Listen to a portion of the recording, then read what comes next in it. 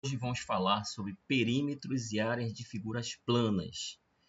Esse tipo de cálculo está presente na nossa vida, como a gente vai construir a nossa casa, quando a gente vai cercar o terreno. Então, vocês vão ver no decorrer do curso que a gente vai trazer diversas situações do dia a dia que a gente vai usar esse cálculo de perímetros e áreas de figuras planas. Então, dando continuidade, a gente já viu os conceitos de geometria, de ponto, de reta, de plano, de ângulo. Então, vamos falar sobre o perímetro. O perímetro é a medida do contorno. Tá? Quando nós temos um polígono regular, o perímetro pode ser dado por n vezes o L, onde esse L é um lado comum. Tá? Então, a primeira figura relevante é o retângulo. Eu tenho 4 lados iguais 2 a 2. Base ou comprimento, altura ou largura. Então, o perímetro de um retângulo é 2b mais 2h mais 2h. O quadrado, como tem os 4 lados iguais, vai ser L mais L mais L mais L, que é igual a 4 vezes o L, pois eles são iguais. O perímetro de um triângulo equilátero, que tem os 3 lados iguais, é dado por L mais L mais L, ou 3 vezes o L. O pentágono regular ele tem os 5 lados iguais, vai ser L mais L mais L mais L, ou 5L. E o hexágono tem 6 lados iguais, hexágono regular, L mais L mais L mais L mais L, ou seja, perímetro igual a 6 vezes o L. Área, vamos falar de área. A área de um polígono é o número que expressa a superfície, é a medida da superfície de uma figura. Tá? Então, quando a gente quer lajotar uma sala, um ambiente, a gente vai calcular a área, que é a medida da superfície. Quando a gente quer cercar um terreno, a gente calcula o perímetro, que é a medida do contorno. Então, aqui eu tenho um retângulo, então a área desse retângulo vai ser dada por A vezes B, uma medida vezes a outra. Quadrado é a mesma coisa, uma medida vezes a outra. Como elas são iguais, vai ser dado por L ao quadrado.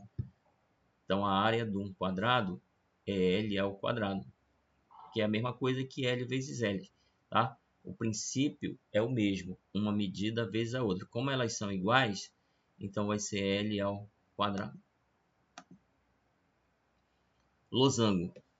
Aqui parece um balão, né? Que também é semelhante àquela figura que tem na bandeira nacional. Tem uma diagonal maior, uma diagonal menor. Então, ele tem os lados iguais também, né? E a área do losango é dada por diagonal maior vezes diagonal menor dividido por 2. Isso aqui é um paralelogramo. Então, é A vezes H. Tá? Então, verifica que não é o B. Eu vou multiplicar a base vezes a altura, que é a medida que vai de um lado ao outro, fazendo um ângulo de 90 graus. Que vocês veem aí esse quadradinho com olhinho aqui no centro. Importante é ir identificando quais são as figuras. Por exemplo, aqui eu tenho um trapézio. A área do trapézio eu tenho uma base maior, uma base menor, altura, e vou dividir por 2.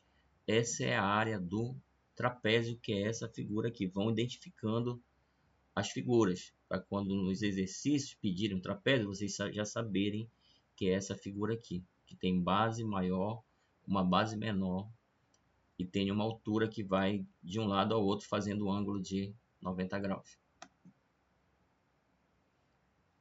Todas essas fórmulas estão na apostila que eu entreguei para vocês. Então, só preste atenção. Aqui, ó, eu tenho um triângulo a área do triângulo é dada por base vezes altura dividido por 2. Tá? Área vezes altura dividido por 2. Base vezes altura dividido por 2. Aqui eu tenho um triângulo retângulo que forma um ângulo reto aqui com os catetos, né? Porque um triângulo retângulo ele tem 2 catetos e uma hipotenusa. Aqui os catetos estão representados por B e A e a hipotenusa é representada por C. Então vai ser B vezes A, ou seja, cateto 1 vezes cateto 2, dividido por 2. Você vai ver, se você projetar aqui, você tem um retângulo que seria base vezes altura, o comprimento vezes largura. Só que você divide por 2, formaria 2 triângulos, então por isso que é dividido por 2. O hexágono, eu posso dividi-lo em 6 triângulos equiláteros, de lado L. Então, se eu calcular a área de um triângulo pequeno desse, é dado por L ao quadrado raiz de 3 sobre 4. Logo, a área do hexágono vai ser 6 vezes a área desse triângulo menor, porque formam 6 triângulos aqui. Ó. Então, vai ser 6L ao quadrado, raiz de 3 sobre 4. Simplificando, dividindo por 2 o 6 e o 4, eu tenho 3L ao quadrado, raiz de 3 sobre 2. Essa é a forma. O círculo ele não tem lado porque ele é um objeto redondo. Né? Aí vai aparecer o π. Mas aqui, ó, muitos consideram que a roda é um dos maiores inventos, né? A maior invenção da humanidade. Outros não consideram como invenção, mas como uma descoberta. Porque se você for ver, tudo gira em torno de uma roda. Tipo assim, para funcionar um motor, seja ele qual for, ele é girado baseado num círculo. As polias giram em torno desse círculo e fazem girar um avião, um navio, um carro. Define-se como circunferência o conjunto de todos os pontos de um plano equidistante de um ponto fixo, chamado de centro da circunferência. A distância é o raio. É tipo, aqui você tem a primeira medida importante aqui, que é o raio, que vai do centro até a superfície da circunferência. Vocês que têm bicicleta, então o raio vai do cubo até a extremidade da jante, né? Então, é um elemento da circunferência. Eu tenho a corda, que é esse elemento que vai de um ponto ao outro da circunferência, tá? O raio vai do centro da circunferência à extremidade da circunferência. O diâmetro é 2 vezes o raio, passando pelo centro. Então, essas medidas aí são importantes para a gente calcular as medidas da circunferência, que no caso seria equivalente ao perímetro e a área. Eu tenho a letra π, que vai estar envolvida, que é uma constante que está envolvida em todos os cálculos de área, de círculo e de comprimento de circunferência. O π é dado pelo comprimento da circunferência dividido pelo diâmetro. Seja ela qual for o tamanho da circunferência, se eu dividir o comprimento da circunferência pelo diâmetro, vai me dar uma constante chamada de π, que é igual a 3,141592. Normalmente considera só 3,14 para efeito de cálculo nas provas que a gente vai trabalhar. Então, o comprimento é como se estivesse rasgando a circunferência, esticando o contorno e dividindo pelo diâmetro, que é a medida que vai de um lado ao outro passando pelo centro. Se eu fizer isso para qualquer circunferência, vai me dar essa constante chamada de π.